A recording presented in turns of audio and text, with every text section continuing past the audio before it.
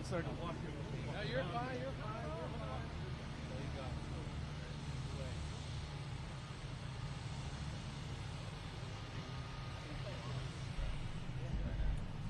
Good afternoon. We're here in Treasure Island. Have a couple of important announcements. I'm joined with Kevin Guthrie. I know you've seen him a lot. Jared Perdue, Department of Transportation. General John Haas, our National Guard. We've got local officials, Commissioner Peters, Mayors Rector and Payne, and then we have Senators DeSigley and Hooper, and then Representative Jocks and Linda Cheney. I want to make sure people know. So, obviously the storm came in on the West Coast, really disabled the port in Manatee and interrupted in Tampa. So we have done a number of these fuel sites. People actually get free gas. Imagine that. So you can go in.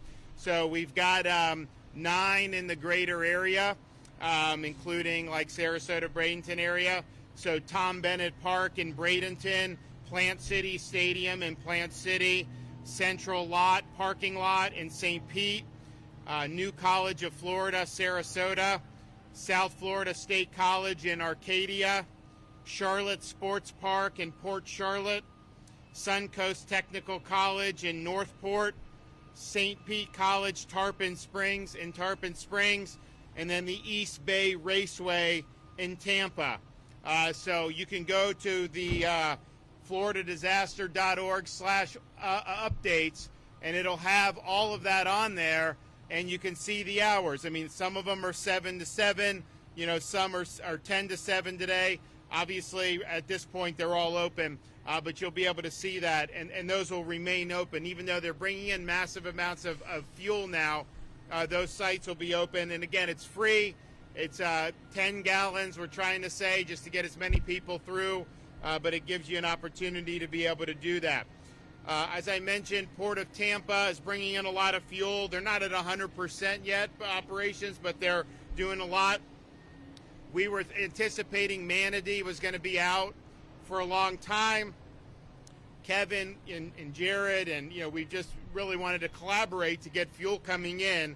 So I'm happy to report that even though there's been significant damage, we've worked with the port, the tenants and operators to get things moving. And so you are seeing fuel now come in and be unloaded in Manatee at the port there. And a lot of people didn't think that was going to be possible this soon. So we appreciate collaboration and getting the job done. So far, just the state operations alone, we've deployed millions of gallons of diesel and motor vehicle gas.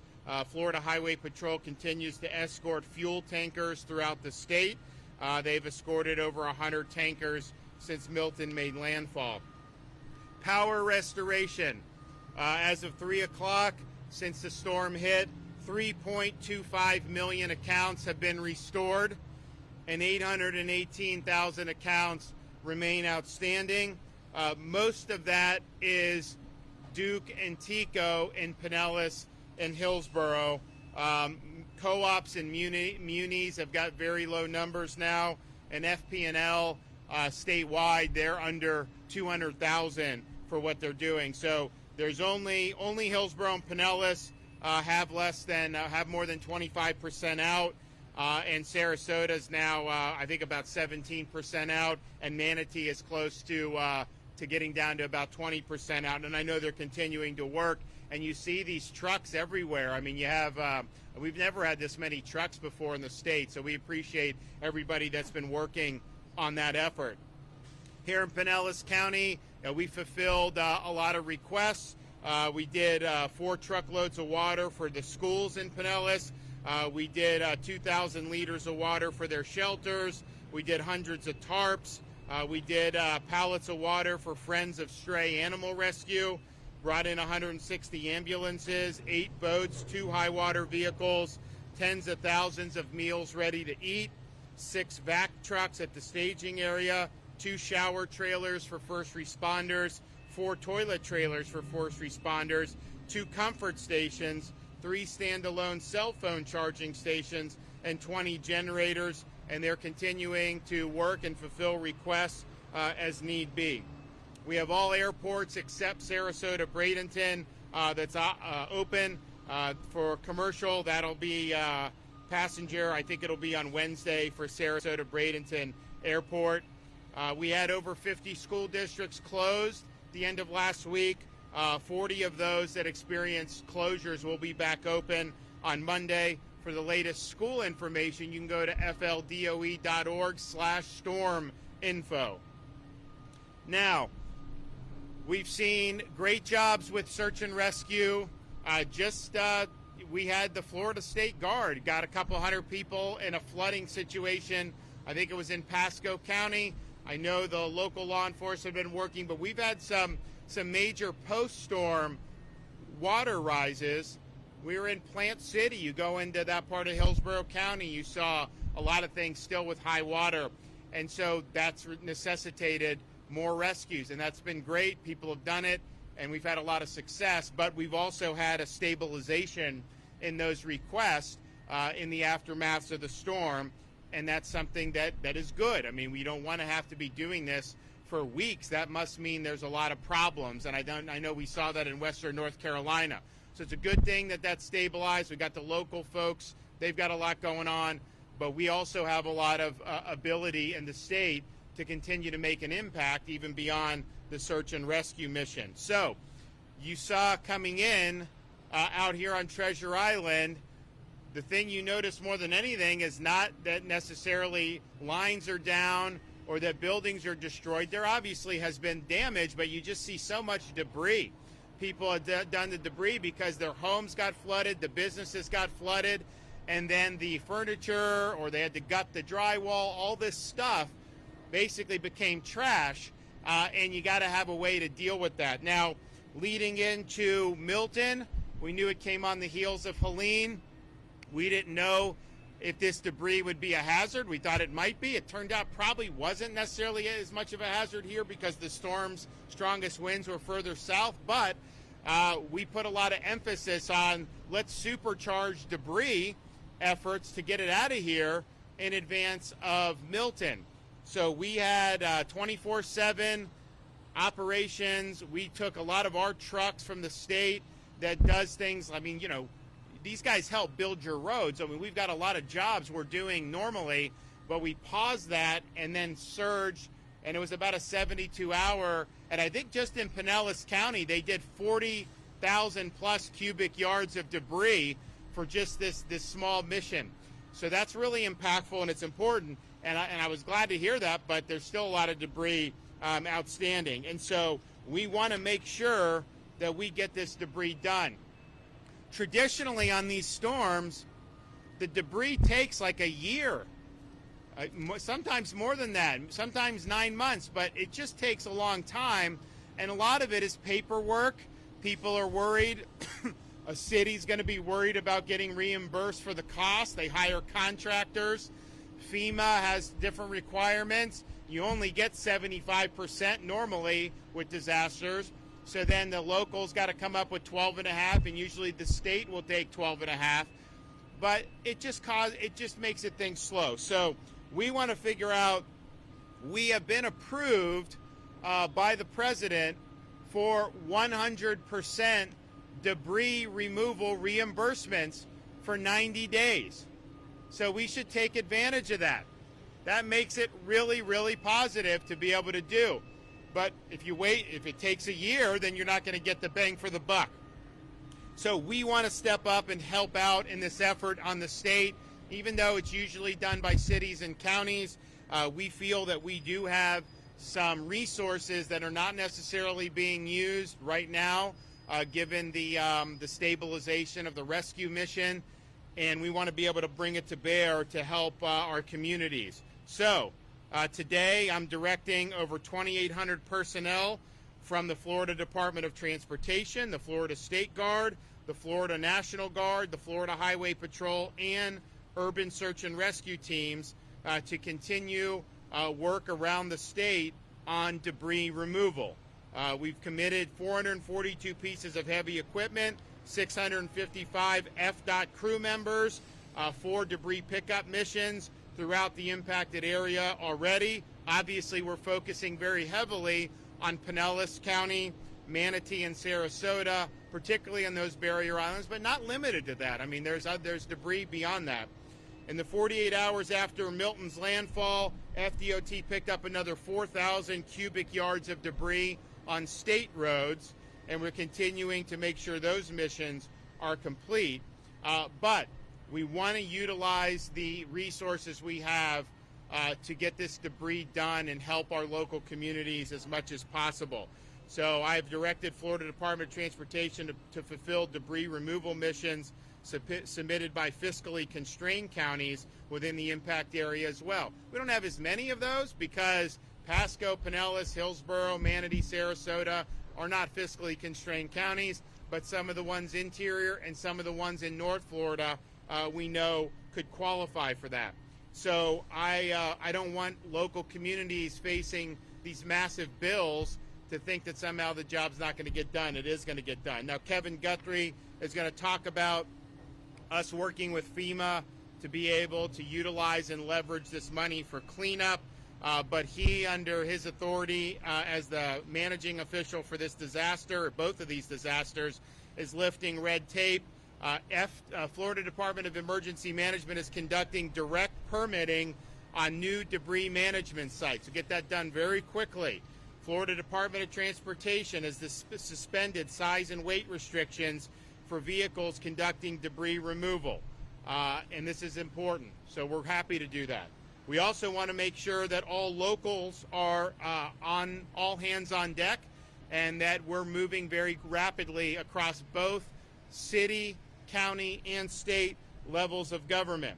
So we are going to require that local entities identify county, city, and special district properties for additional expedited debris management sites. You can get that permitted very quickly. We want to make sure people have sites to be able to bring the debris. The debris's got to be 24/7 over this 90-day period. That's the way you get the job done, to make sure you're doing it. We also want the division and local entities to engage to file expedited project worksheets. This is bureaucratic speak, but basically what it means is you can get the money soon instead of having to front it and then fight for a year or year and a half to get the money back. So we got to utilize this so that these contractors are lined up and that they're doing the work. And so Kevin will work with them to be able to do. We are also going to create a reporting of debris, the number of cubic yards hauled and disposed of each day. So our municipalities, our counties are going to have to participate in this. The state assets will be posting that. But what we want to do is post the daily debris removal figures on a new state portal that'll be accessible to the public so that the public is able to track the progress that's being made. So this will be a State of Florida Debris Transparency Portal. It will list each locality responsible for debris cleanup and the amount of debris they get picked up each day.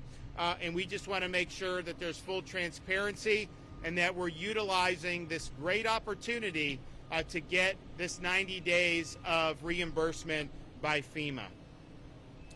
Within hours after Hurricane Milton's landfall, our Activate Hope was mobilized to support individuals and families impacted by Hurricane Helene and Hurricane Milton. Hope, Florida's disaster arm, Activate Hope is a program designed to help people find help following a disaster like a hurricane. You know, we have people, particularly elderly, they got debris, and when they find out they can call, people will go and help. And they're already seeing that happen. It's really good.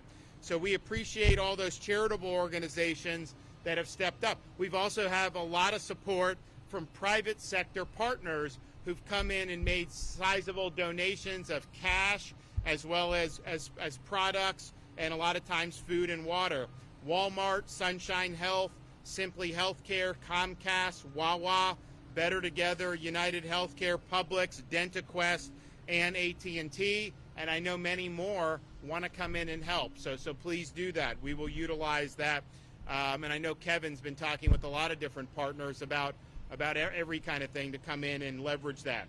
The Hope Florida line is open 24/7. 1-833-GET-HOPE, 1-833-GET-HOPE. We've assisted 4,000 individuals on the Hope line since Milton made landfall.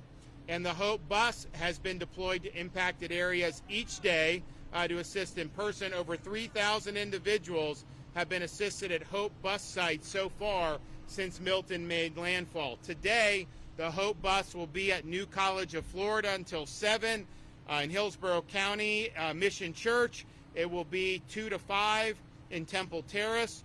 Pinellas County, 12 to 5, Tangerine Plaza in St. Petersburg. So New College, Sarasota, Mission Hill Church in Temple Terrace, Tangerine Plaza in St. Petersburg. You also have Hope teams that are out canvassing to help people, and we'll have Hope buses in other locations as well.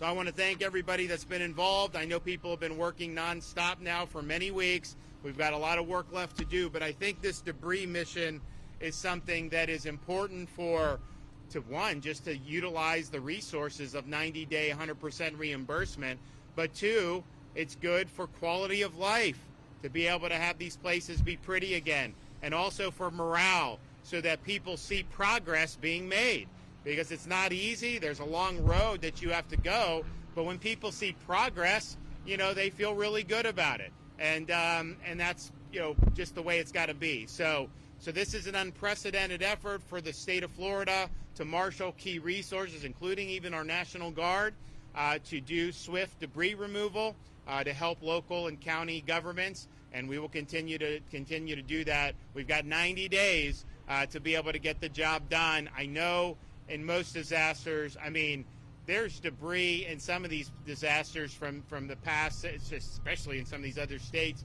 and they just go, we don't want that here. We want to get the job done. Okay, Kevin Guthrie. Good afternoon, Governor. I want to thank you for empowering the State Emergency Response Team and ensuring we can provide the needed support to all of our impacted communities as quickly as possible. We're going to start where the Governor talked about our debris removal. 90 days, 100%. It's time to get after it. No excuses. You've heard him talk about that. We've cut the red tape. We've cut the hours of operation. We're going 24/7. We've waived weights and measures. We can keep trucks moving. You see a lot of equipment that the state owns right out here, getting ready to get after it. But it's not just a state responsibility. This is also a city and a county government responsibility. It is also city and counties, activate your vendors, activate your haulers. This is not just hit the easy button. This is all of us. All together, we got to all get into it and get after it. So please help us with that. To help you do that, I just sat down with the cities of South Pasadena. I sat down with Treasure Island, and I sat down with St. Pete Beach. They were overwhelmed. Where do we start? I want to assure every city that's out here, all across this disaster area, every county that does not know how to even get started, call us. We'll send somebody to help you. It is worth us investing a couple of $1,000s to send some technical experts to you to help you get on the right path from the beginning. We've got to get after it, though. You got to put those requests in now. Let us know you need help so that we can come and help you. We'll fill out those project worksheets. Again, as the government said, it's very, very bureaucratic, so I'm just going to break it down. Just a plain old peanut butter and jelly, if you will. Right now, all we want to do is get your estimates. So, for instance, if there's 100,000 cubic yards out here and it costs $10 a cubic yard to get that done, I think the math on that is about $10 million. We'd write an expedited project worksheet, get that submitted to FEMA. We put in a monitoring line that's about 25% of that cost. So we're going to submit a project worksheet to FEMA for $12.5 million. We get that submitted usually within days, not weeks, months, or years, usually within days. Half of that money is in your bank account for you to get ready to go moving and get your hauler started. So we want everybody to take advantage of that. The state continues to have twice daily county coordination calls to ensure we are meeting the needs of requested resources for our communities. Search and rescue missions have pretty much finished up, except for a couple where, for example, in Pinellas County, we do have search and rescue entities that are Florida-centric that are going door to door doing one last secondary search. If you're still in need of reunification with a loved one, the Red Cross has set up their reunification line. Call 1-800-RED-CROSS. Rivers are continuing to rise, as the governor has already mentioned. We flew in yesterday. There was still some rising water. If you're in that situation, make sure you're evacuating as needed. You need to make that local decision for yourself. There are still shelters open throughout the state of Florida for you to go to. If that does happen, don't move through running water. Don't go walking through muddy water. That water could contain bacteria. If you get a scratch on your leg, you could end up being in a very, very dire situation. Assistance is available to residents who receive damages from Milton. Residents can go today, as well as Debbie and as well as Helene, and visit disasterassistance.gov, download the FEMA app, or call 1-800-621-3362. If you're a homeowner, I need you to listen to me right now. I'm not talking to counties and cities. I'm not talking to government. I'm talking to homeowners. If you've been impacted by 2 or more disasters, let's say you were impacted by Debbie, Helene, and Milton, make sure when you file your paperwork, make sure when you file your application, you talk about Debbie and Debbie only. You talk about Helene and Helene only. You talk about Milton and Milton only. If you start to transfer them over and you talk about one application that references another storm, it's going to automatically kicked out. All right? Those are bureaucrats. You can't help them. All right? But you can help yourself. You can help yourself by keeping it simple. Just talk about one storm at a time, reference only that storm. That's going to help you a long ways.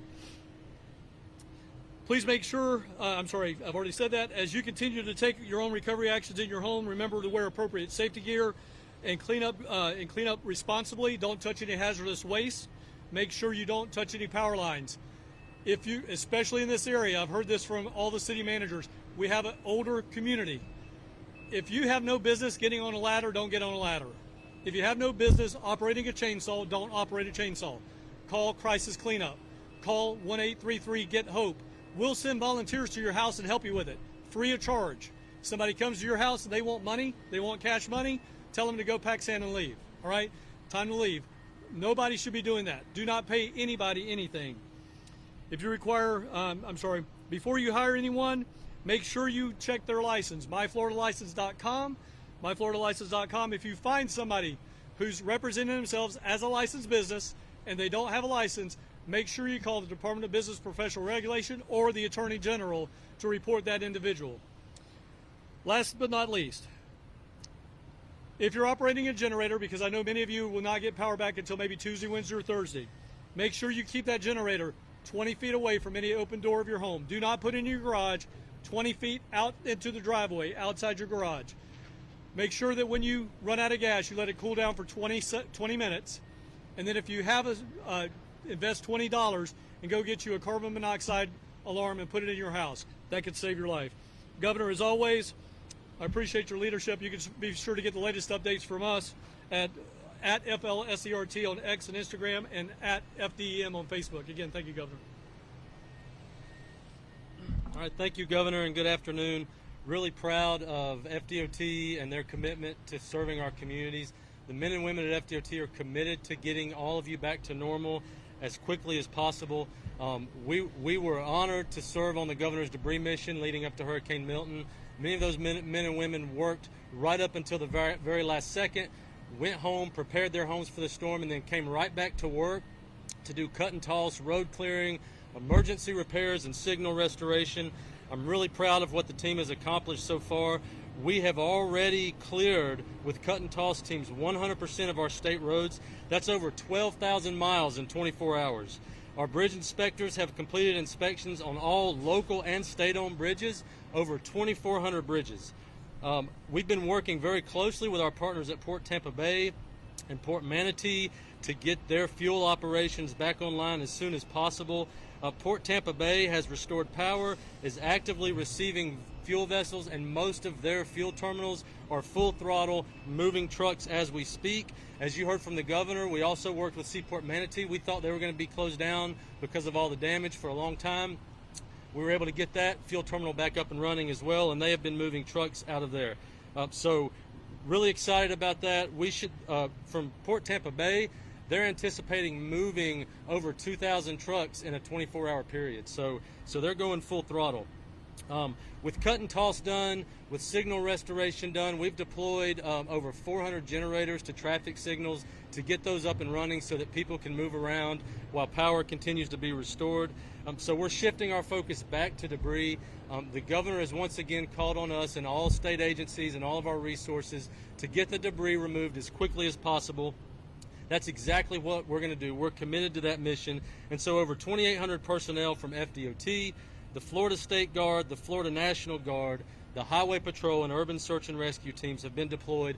We will be picking up debris on state roads 24/7 around the clock. You heard the governor. He means it. We're going to do it, and we're going to get this debris removed, and we're going to remove as much as we possibly can over the next 90 days while that 100% reimbursement is available. Also, thanks to the governor's leadership, you all know we were able to help fellow Americans as part of Operation Blue Ridge. We brought all those resources home to respond to Milton. Now, some of those states have turned around and offered to help us. Americans helping fellow Americans. Appreciate the governor's leadership in that. Alabama DOT, Tennessee DOT, and Louisiana DOT have both offered to help us on the governor's debris mission. We're very excited to receive them and embrace that spirit of camaraderie. Also, we will be working to pick up this debris, and we will be assisting the debris in the fiscally constrained counties, as you heard from the governor. This is something we've done in the last few storm seasons. We don't want those fiscally constrained counties and those communities to struggle and worry about getting reimbursement, and so we're going to continue to help with that. I would like to conclude by reminding you that if you need traffic information, fl511.com is the best place to get it. It's accurate. We update it live. Again, Governor, thank you for your leadership, and we're committed to getting the job done. Okay, so we've got a mission here on this debris. We've got 90 days of 100% reimbursement, and as Kevin Guthrie said, any of these cities, towns, even the counties, if you guys need help on this, that in terms of the paperwork, look, it's a pain. But our guys, we've got people that do this for a living, basically, and they can walk you through. You're going to be able to get a lot of money up front, and we're going to be able to, I think, make a big difference in the recoveries here. And it's these are the type of things that can just languish. Sometimes they do, and in other disasters that has happened certainly around the country. But this is our time to get the job done. So we want to be helpful. I think the effort that we're putting in to supplement this is unprecedented. I think it's going to make a difference, and we're happy to do it. Okay, do we have any questions? Hi, first of all, we're so grateful to have you. I have a lot of people that are asking about the mining in Florida. Obviously, that has people preparing for their homes. Is it at all possible to start that program up so that we can Well, I think it's not a question. I think it was so popular that what the legislature provided has been done. But I would be willing to bet that you will see that be replenished by the legislature. So they probably wouldn't do it before November, but I think after November, we're already going to have them do stuff on these condos and stuff anyways. And I know that was part of the discussion, so I'd anticipate you'd see support. I would certainly support that.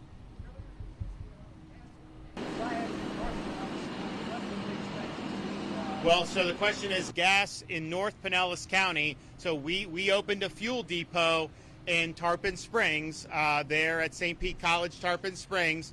So you go, it's free. So if people want to go, is that open till 7 tonight? Till 7 o'clock tonight. It's right up there. I think it's off Klosterman, and so that's there. And then I think if you heard both Jared and Kevin talk about massive amounts of fuel into the ports and being brought out. So you're going to see those gas stations, result. I mean, some of them obviously need power. So if they don't have power, now we've offered generators. I know we did 3 generators for. We did 19 throughout the entire area. Okay, so we've responded to gas stations. They're supposed to have generators. Like, unless you're a little rinky-dink, you're supposed to have one. But I guess the way they wrote that law years ago, it's easy to be able to get in loophole. So a lot of them aren't using generators. We've done 19, so they're running. Some of these others, if they don't have a generator, we're willing to help. But then if they don't have power yet, even if they have gas there, you're not going to be able to pump the gas. So either way, we want to be helpful. But if you are in North Pinellas, we do have that Tarpon Springs location. We've got one in southern St. Pete, and then one in Tarpon. So kind of the two extremes of Pinellas County, each have a fuel depot. Okay, let's get the job done, guys. We can do it. Make Florida beautiful again. Thanks.